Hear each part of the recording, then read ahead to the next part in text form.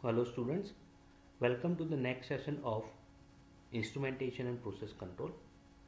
Course code is CH503. In the previous session, we have started with the temperature measurement. As we know, heat cannot be measured directly, so indirect approach must be employed. We have started with the some of the way by which your temperature may be inferred by changing change in volume, electrical resistance, voltage, frequency of resonant frequency of crystal, etc.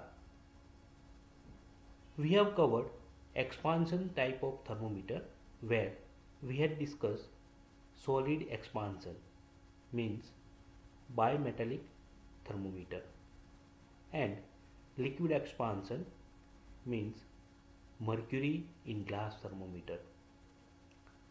We had discussed its construction, working, calibration, performance characteristics along with its advantages, limitations and industrial applications.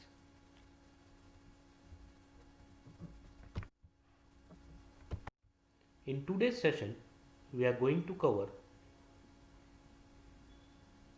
field system thermometer.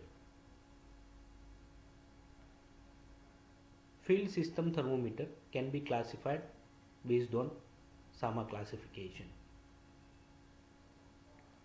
In this session, the field system was built on the basis of that all fluids, it may be liquid, vapor or gas, expands when heated and contracts when cooled. As the temperature of the fluid changes, the volume also changes. This phenomena is utilized to expand a pressure element. Generally, Bourdon tube element is utilized,